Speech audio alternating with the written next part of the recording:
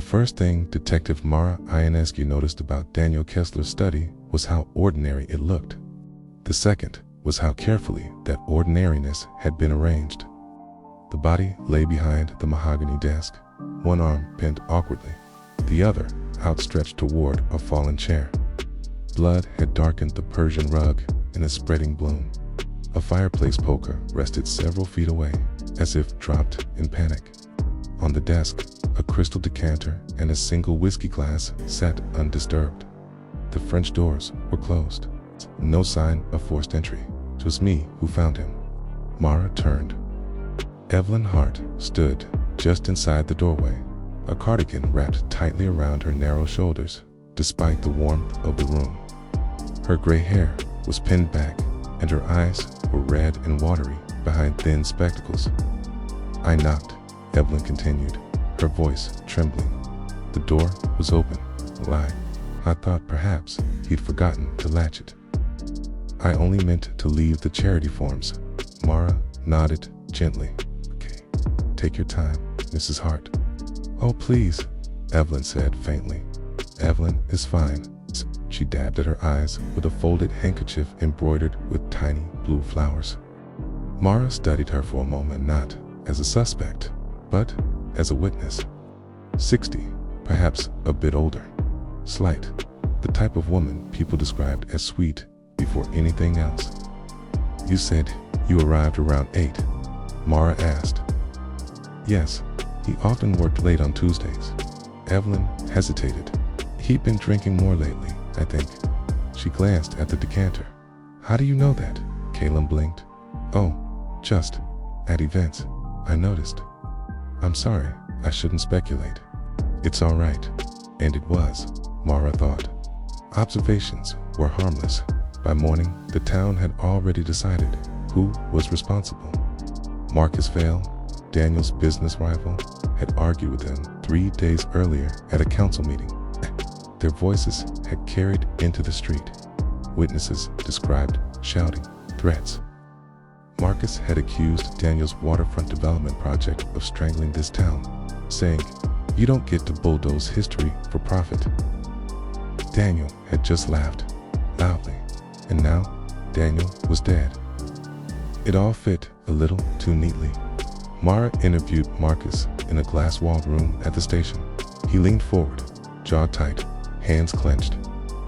Yes, we argued, he said. Everyone argues with Daniel. It doesn't mean I killed him. You were seen near his house last night. I drove by. That's it? For what reason? Marcus hesitated. I was angry. At 8 p.m., I was driving, thinking. And you didn't stop? No. Mara studied him.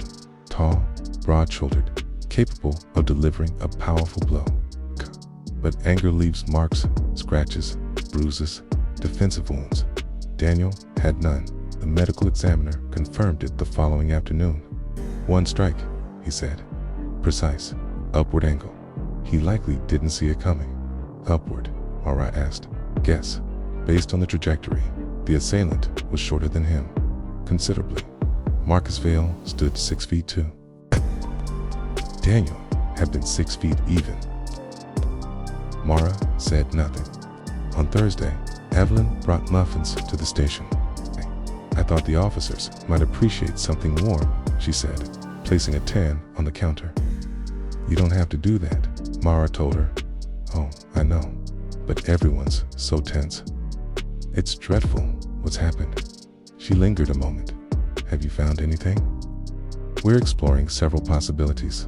Of course, Evelyn lowered her voice conspiratorially. Marcus can be terribly hot-headed. I've seen it myself. Mara watched her go. She had a way of moving quietly, almost gliding along walls. People parted for her without noticing. The town councilman, Reed Holloway, was another possibility. Daniel's development threatened his political future. Reed sweated through his interview. I didn't kill him, he insisted. Cass, I opposed the project, but that's politics. You were with him the night before his death, Mara said. We met about zoning, alone. No, Evelyn was there. Mara paused. Evelyn Hart. Yes, she coordinates community outreach. She insisted on sitting in. He wiped his brow. She's harmless. Harmless. It was the third time Mara had heard the word attached to Evelyn's name. The break in Marcus's alibi came on Friday. Security cameras along the coastal road had malfunctioned between 7 and 9 p.m. Someone had cut power to a junction box a half-mile from Daniel's property. Marcus owned bolt cutters, and his fingerprints were on the decanter in Daniel's study. "I've had drinks there before," Marcus said when confronted. He liked to pretend we were civil. "Were you there Tuesday night?" "No, you threatened him publicly." "I was angry." Mara leaned back. The blow that killed him was delivered from below, a precise upward strike. Marcus frowned. "What are you implying?" "I'm implying someone shorter did it." Silence stretched between them. "I didn't kill him," Marcus said again. This time, softer. Claire Kessler, Daniel's estranged wife, provided another motive. Their divorce was ugly, filled with financial disputes and bitter text messages. He'd called her parasitic. She'd called him soulless.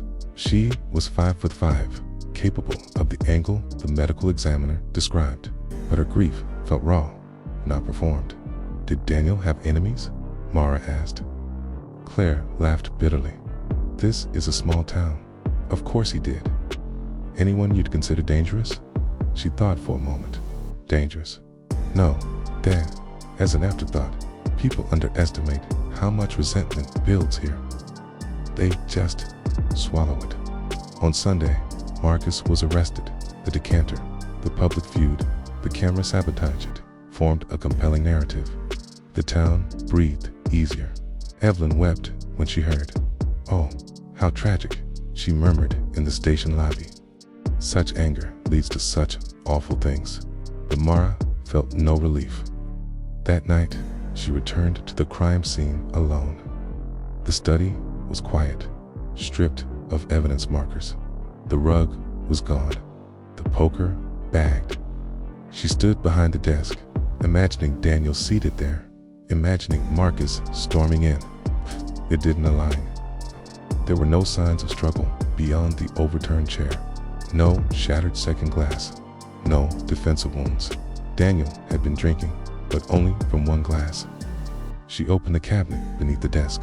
Inside, neatly stacked, were 2 clean tumblers. One was slightly damp. Mara's pulse quickened.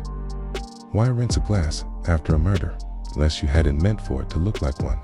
She requested a full timeline of Tuesday's visitors. Daniel's assistant confirmed he'd canceled all appointments after 6. But one name appeared in his personal calendar. Evelyn Hart, 7:30 p.m. Purpose, Community Library Funding Discussion. Mara pulled access records from Daniel's home security system. The front door had been opened with a key at 7:28 p.m. No forced entry. The assistant confirmed a spare key had once been loaned to Evelyn during a charity event. She believed it had been returned. Believed. The next morning, Mara visited the small, quiet library. "Oh, detective," Evelyn said, warmly, from behind the desk. "How lovely to see you." They sat at a small table. "You were scheduled to meet Daniel at 7:30 Tuesday," Mara said. "Yes, about the funding cuts. He planned to reduce community allocations. You arrived at 8, according to your statement." Evelyn frowned slightly. "Did I say that? Oh dear, I must have been mistaken. It was such a blur." Security logs show entry at 7:28. Silence settled between them. "Yes," Evelyn said softly. "That sounds right. Why did you rinse the second glass?" Evelyn's eyes flickered. "He poured me a drink," she said after a moment. "I didn't finish it, and I tidied it before I left. It seemed improper to leave a mess, even after discovering his body." Evelyn looked at her carefully now, measuring. "I didn't discover him immediately," she said. "We were talking, and then," she tilted her head. "Are you asking if I killed him?" "I'm asking what happened." Evelyn smiled faintly. People rarely ask that. That afternoon, a warrant for Evelyn's immaculate home turned up 3 leather-bound journals. Inside were not diary entries, but records, clinical observations. Marcus Vale, impulsive, prideful, easily provoked. Claire Kessler, resentful, financially cornered. Daniel Kessler, arrogant, dismissive, predictable. One entry read, Marcus, confrontation, likely. Courage, public display. Encourage. This was the ledger of a strategist. Kara returned to the library and showed Evelyn the journals in the back office. I believe these are yours. Evelyn looked at them. Yes. You cataloged everyone's weaknesses. I observed. Evelyn corrected gently. There is a difference. You planted the idea in everyone's mind. People often need help expressing what they already feel. Mara leaned forward. You designed suspicion. For decades, Evelyn said softly, I have watched men like Daniel make decisions that affect everyone, while women like me are thanked for cookies and told to sit down. This isn't about cookies.